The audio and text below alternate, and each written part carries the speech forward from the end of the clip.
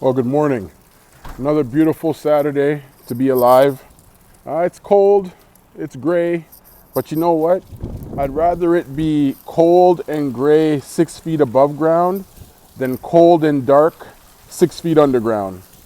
Today I want to talk about the importance of having a vision, having a target to strive for and aim for. And why this is important is because it's not just because it's January 2020. That has nothing to do with it. What it really comes down to is that when life punches you in the mouth, when life punches you in the gut with rejection, disappointment, haters, when life hits you in a way that you weren't prepared for, where there's fault finders, people want to criticize you because they're scared of your potential, they're scared of who you could become.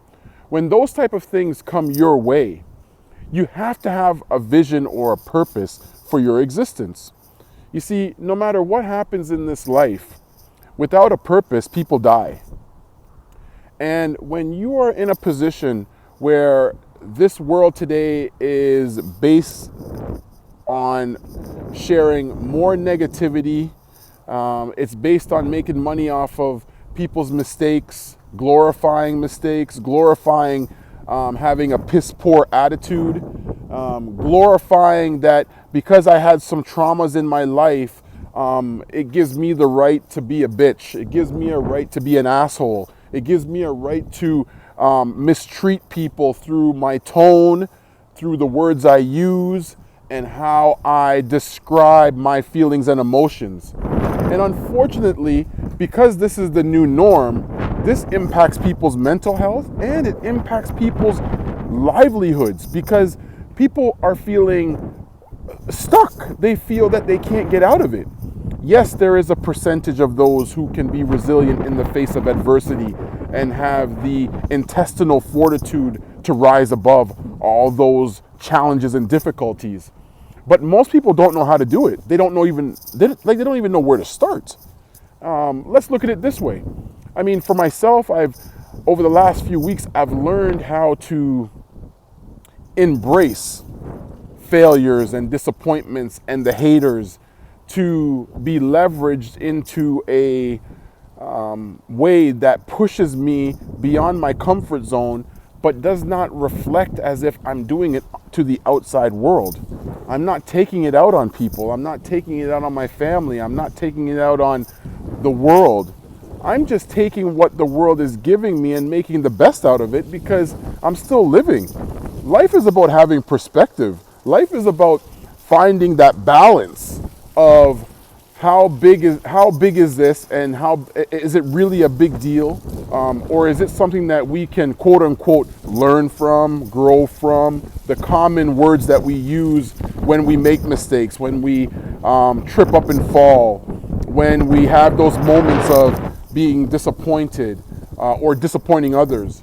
You see, folks, we're never going to make everybody happy. Ultimately, it starts with us. We have to make ourselves happy. We have to make our world a better place by being an example of what we want our world to be. But it takes one person at a time to have that vision for their life, to have that understanding of themselves, to have a strong self-awareness, to have a purpose, to see value in themselves, and to go out and show the world their value. They're not showing off their value through fleeting commodities such as a car, or I live in this big house, or I have a lot of this money, or we have a 3-car garage home, or I drive a Porsche. It has nothing to do with those fleeting commodities because all those commodities lose value over time. So if you want to be a fleeting commodity, you will lose value over time, and you have no one to blame but yourself.